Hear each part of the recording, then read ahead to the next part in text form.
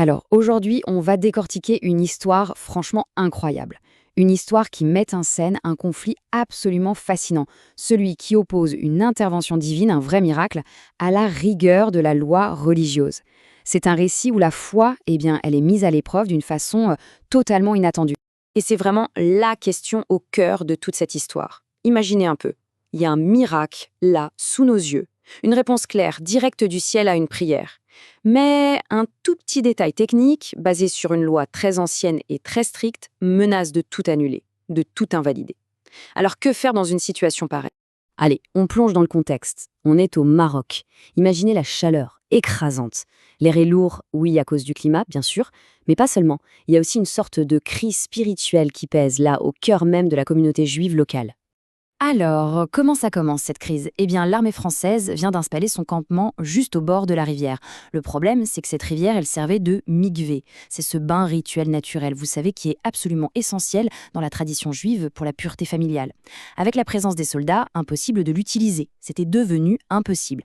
Et face à ça, le grand sage, Sidna Baba Sali, va prendre une décision radicale. Et c'est là que le défi devient immense.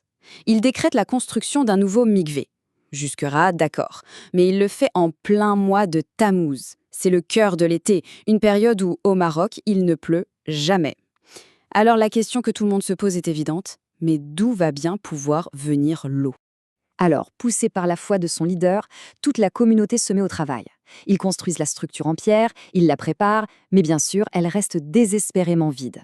Le problème de base est toujours là. Et c'est à ce moment précis que la foi doit se transformer en un acte de confiance absolue. Une fois que la construction est terminée, Baba Sali lève les yeux au ciel. Et il prononce cette prière d'une simplicité, mais d'une puissance désarmante. En fait, il ne demande même pas, il constate. C'est comme un dialogue de confiance pure, directe, entre lui et le Créateur. Et la réponse, elle est immédiate et spectaculaire. Le ciel, qui était parfaitement bleu quelques instants avant, se couvre de nuages, mais juste au-dessus du nouveau mikvé. Une pluie diluvienne, c'est presque chirurgical, s'abat pile à cet endroit et remplit le bassin à ras mort.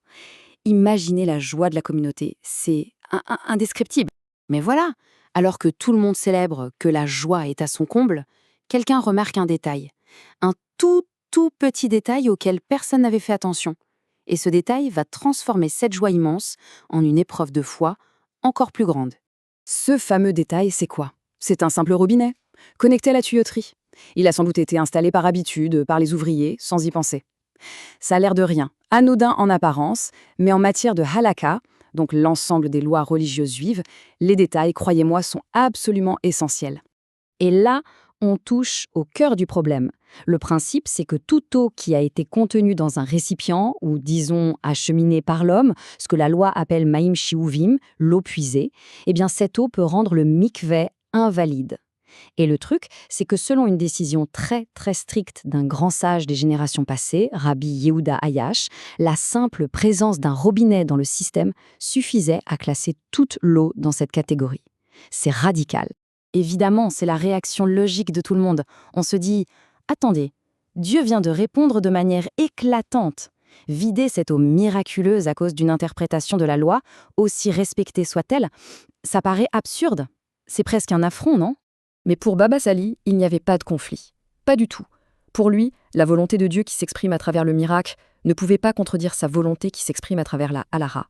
La vraie épreuve, ce n'était pas de recevoir un miracle, c'était de savoir comment y réagir, avec une intégrité parfaite. Et sa décision tombe, nette, comme une lame. Vider le mikvé. On peut imaginer le silence, la stupeur dans l'assemblée. Vider chaque goutte de cette eau tombée littéralement du ciel. Sa logique, en fait, elle était d'une clarté absolue.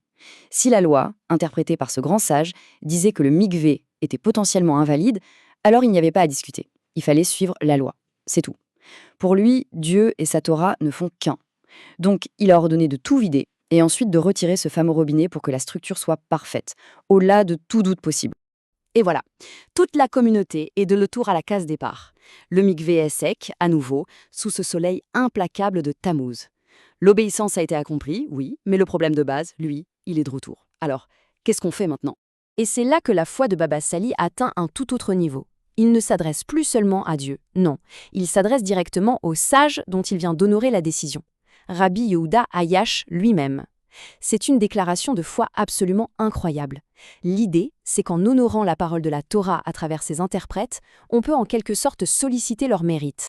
Et là, une seconde fois, l'impensable se produit. Exactement de la même manière. Le ciel se couvre et une pluie ciblée vient remplir le mikvé une nouvelle fois. Le message d'Ivan était on ne peut plus clair. La soumission à la loi n'avait pas annulé le miracle. Au contraire, elle l'avait amplifié. Cet événement, il illustre parfaitement un concept vraiment central dans la pensée juive, la témimout. Attention, ce n'est pas de la naïveté, c'est une foi entière, simple, qui ne cherche pas à faire des compromis, pas de calcul. C'est l'idée de faire ce qui est juste, simplement parce que c'est juste, avec une confiance totale, absolue. D'ailleurs, plus tard dans sa vie, quand on demandait à Baba Sali d'où venait son pouvoir, sa capacité à accomplir des merveilles, sa réponse était toujours la même. Il ne parlait pas de sa grande connaissance ou de sa piété. Il parlait de sa témimout, de sa sincérité. Et c'est finalement la réflexion que cette histoire nous laisse.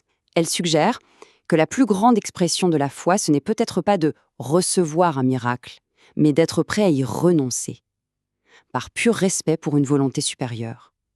C'est une idée profonde, vraiment, et qui continue de résonner bien après.